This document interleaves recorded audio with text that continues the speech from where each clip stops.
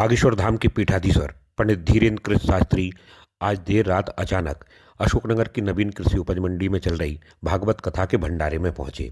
लोगों को जहां बैठकर भोजन कराया जाता है उसकी पूरी व्यवस्था का जायजा लिया। भोजन बनाने वाले एवं भोजन किस तरह से बनता है उन सारी चीज़ों को भी निरीक्षण किया। इस दौरान यहां काम करने वाले लोगों के बीच बैठकर उन्होंने संवाद किया। यहां बीते 7 दिन से काम कर रहे कामगारों एवं सेवादारों के बीच उन्होंने काफ़ी समय बिताया, उनकी सराहना की और इस बड़े काम में उनकी भूमिका को सराहते हुए कहा कि इसके लिए ईश्वर उन्हें ज़रूर फल प्रदान करेगा। इस दौरान उन महिलाओं के साथ बैठकर काफ़ी देर तक उन्होंने बात की जो बीते कुछ दिनों से लोगों के लिए पूड़ी एवं दूसरे काम यहाँ कर रही हैं। साथ ही इस दौरान उन्होंने अलग अलग भट्टियों पर जाकर कामकाज को देखा, मिठाई एवं दूसरी चीज़ों को बनने का निरीक्षण किया। इस दौरान बागेश्वर धाम के पीठाधीश्वर ने एसआर अशोकनगर से विशेष बातचीत करते हुए कहा कि अशोकनगर कभी न भूलने वाला अनुभव उनके लिए हमेशा रहेगा। यहाँ की व्यवस्थाओं को सराहते हुए कहा कि हमेशा के लिए ये व्यवस्थाएं उदाहरण के तौर पर रहेंगी और जहाँ भी होंगे वो इसको याद करते रहेंगे। उन्होंने कहा कि अशोकनगर से उनका एक लगाव सा हो गया है, यही कारण है कि उन्होंने एक के बाद दूसरी कथा यहाँ पर दे दी है। देखिए उन्होंने और क्या कहा।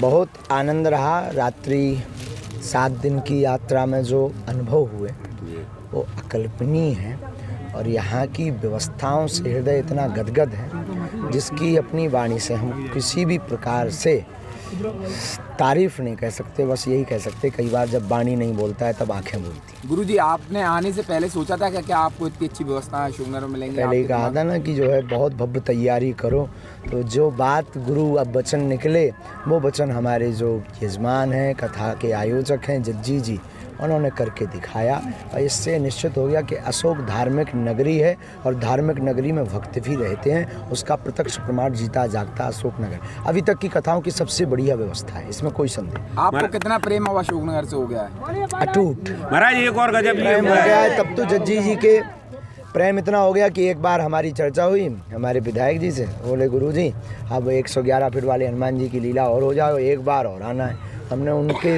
इतने कहने पर विचार किंतु परंतु क्यों कब कैसे ये सोचे बिना ही कह दिया कि एक बार और कथा करेंगे। इतना प्रेम है। मेरे ख्याल महाराज ये पहली बार हुआ हो किसी जगह गए और आप दूसरी कथा खुद दो अपनी मर्जी से दे रहे हैं। खुद से मंच से कहने में तो पहली बार है, वरना लो हमारी आदत सुनने की हो गई है। ये बात बिल्कुल सही है, आप सही कह रहे हैं, क्योंकि इतनी ज़्यादा कथाओं का वो है क्रम है लगातार, लेकिन प्रेम है। अब हमें लगता है ये लगता नहीं, सच है।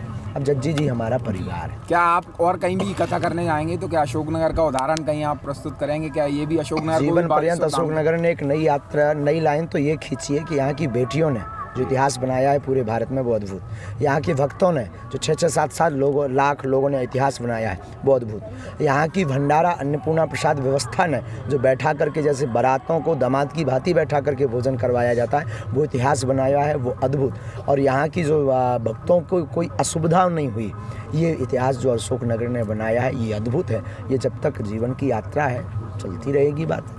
वैसे गुरु के जाने के बाद भक्तों को बहुत दुख होता है कि 7 दिन की कथा पूरी हो रही है, उसके बाद गुरुदेव यहाँ से जा रहे हैं, तो क्या आपको भी आप भी दुखी होंगे यहाँ से अब 7 दिन बाद जाएंगे तो? हाँ, स्मरण तो लेकर जाएंगे पर दुखी इसलिए नहीं होंगे क्योंकि फिर मिलेंगे। जय गुरु।